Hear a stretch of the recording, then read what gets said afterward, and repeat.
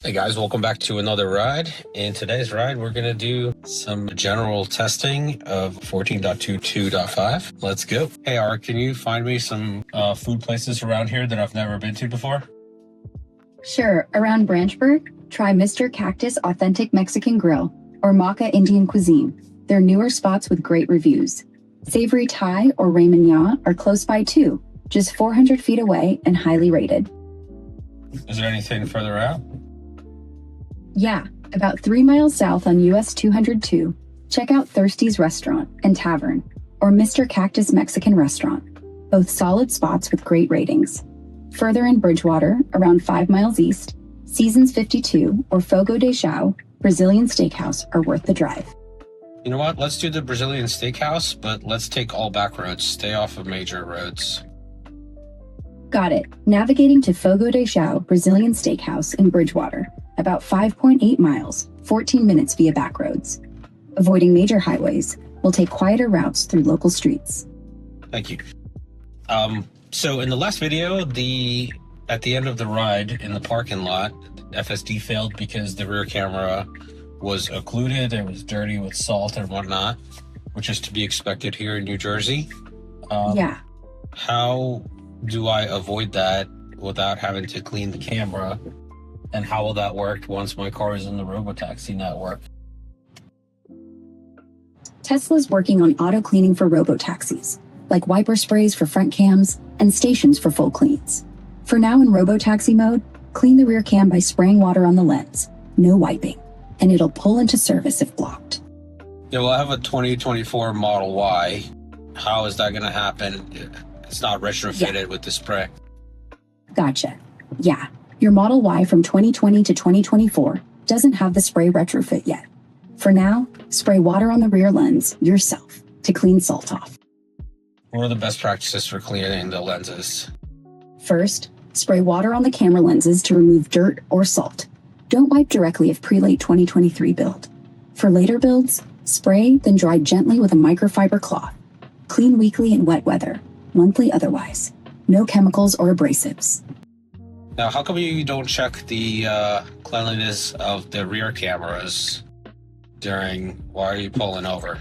The car does check all cameras, including the rear one, for obstructions or dirt during FSD or autopilot use. If it detects issues, it shows a touchscreen alert and may limit features until clear. So my camera was just as dirty when we left in the last video as when we arrived, so I don't think it checks the rear camera because it failed during parking. It does monitor the rear camera continuously for FSD and parking, but sometimes subtle dirt like salt builds gradually without triggering an early alert. That's likely why it failed at parking.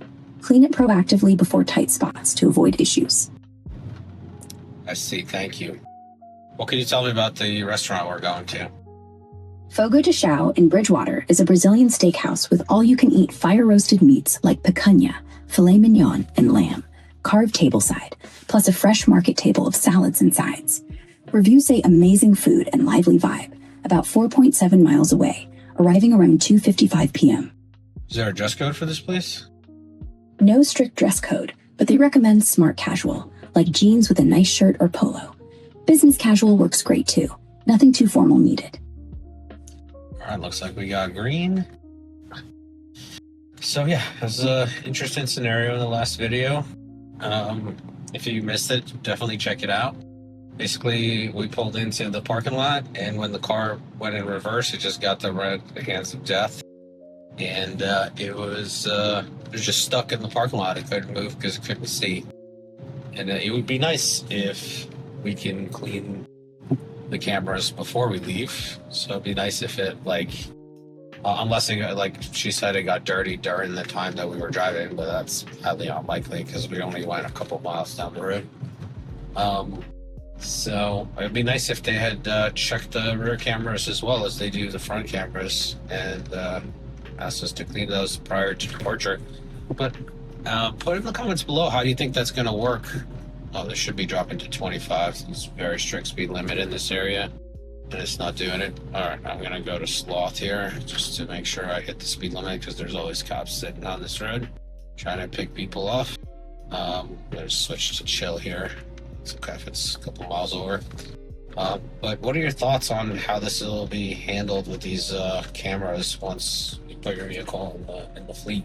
Because you think they're going to put retrofits, spray retrofits on all the cars? Is that going to be a requirement in the future?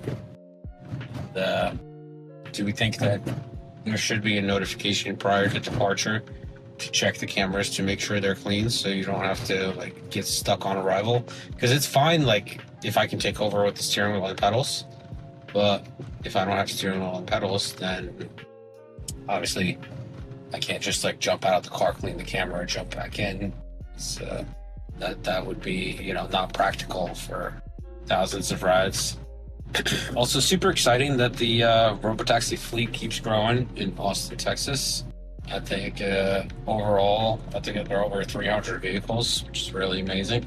And I'm just hoping that it doesn't stall out. There was some reports of some minor, I don't know, accidents, I guess, at like 2 miles an hour. There's like 15 or 17 incidents that got reported in an article. But those are like minor things where the car like backed into a stationary object, and nothing like life altering or safety critical to where a human would be hurt. And unfortunately, that will happen one day. Just like, you know, it's just statistics, just like it happens every day now, until we get to, you know, 100 times better than a human or 1,000 times better than a human.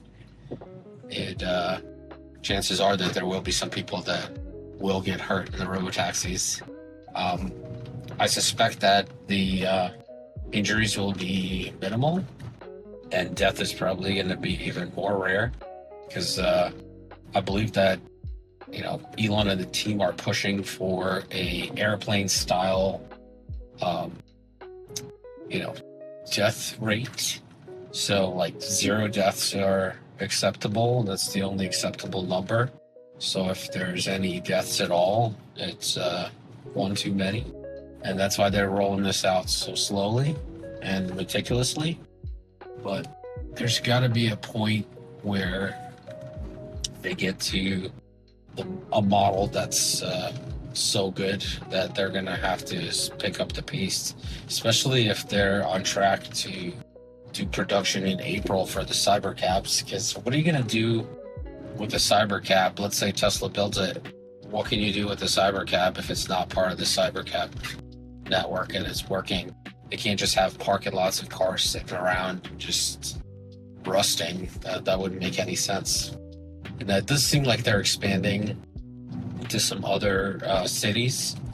We've seen a couple vehicles with those LiDARs and verification sensors on the roads, trying to validate the new areas, but nothing has been announced yet. And another thing that's concerning is the 14.3 model has not rolled out yet. So I wonder what the holdup is. I saw a couple of people asking Elon online about that, but he's not responding to those messages, possibly intentionally, or just there's no progress made. Maybe the model needs more work, more polish before, or maybe it just needs to be tested longer. That's another problem. You know, if it's if it's really good, then they have a hard time testing the model. But that's, you know, that's like hopium, I think, at this point. We are going below the speed limit, so I'm going to bump us back up to standard because there's cars behind us. They're not going to be happy campers. But, yeah, we will live and see about the robotaxis and how the network expands. But I expect that they will stick to their plan of trying to double the vehicles every month. But the doubling, you know, that happens very quickly. So, you know, there's like 3, 4, 5 doublings, and we're in tens of thousands. And that's going to be wild. Leave me a comment in the description below and let me know what your thoughts are in terms of the number of robotaxis that we will see in the fleet for this year. There's some people out there who think that there's going to be like 20, 30,000. I'm in the camp of more like 5,000 maybe. As they scale into these other places, the rides will become more and more simple, but the coordination and cleaning and maintenance and all that, I think that's going to become more and more difficult as they expand to other areas. So they will have to come up with creative ways to solve those problems for cleaning the vehicles, maintaining them. And I don't know if they've shown us some automation tools, but I'm not sure how realistic that is, like right off the bat with so few vehicles. But hopefully they designed this Robotaxi where they can just like vacuum it out and hose it out, and that's it, and it moves on to the next person. Another issue that we've been seeing is that Waymo reported is they actually pay door dashers to go around and close doors if there is an open door on a Waymo, because the car will not drive with any doors open. So they're paying like $11 per door, and I'm sure Tesla has a plan for that in the Robotaxis, because the doors will open and close by themselves. But any other vehicle that doesn't have that automation in it, I wonder how they're going to handle that. If they're going to penalize the customer, if they're going to send a reminder right away and give the customer, a minute or two to fix the issue before they're charged or something like that. And what happens if it's in like pouring rain or snow or something? Just a lot of concerns around this Robotaxi network for vehicles that belong to owners. Elon keeps saying that, they're going to have an opportunity to put the vehicle into the fleet, but there are so many hurdles with these older vehicles. And by older, I mean like not made this year, with missing the sprayers for cameras, or the doors not self-closing or opening. They were trying to cut costs when they were selling cars to consumers and didn't put those things in, which if they were planning on using these cars in Robotaxi networks, I would have thought that they would have added those things. And I guess we'll have to wait and see how this whole thing plays out. But so far, the version 14.2.2.5 has been excellent. I've had no issues. This is my second ride. The only thing is that it did pull off before the traffic light there in the beginning of the ride, which was kind of strange, but then it all of a sudden realized that it pulled off for no reason. The light was turning red, so I think it just pulled off for the red light, but just way too early. As super cautious, and they do dial in these models as time goes on. So they start out with every new model super strict and super cautious, and then as the time goes on, they wax the model capabilities and what it's allowed to do and things like that. But we are arriving at our destination. I'm gonna go ahead and hop right in there and enjoy my lunch. And I'll see you guys on another ride. Thank you so much for watching. Like, subscribe, hit that notification bell so you're notified when the next video comes out. Take care of yourself, your family, and have a great day. A little bonus footage for you here. Is it gonna find parking? Because it brought me to the front entrance. Okay, looks like it is looking for parking.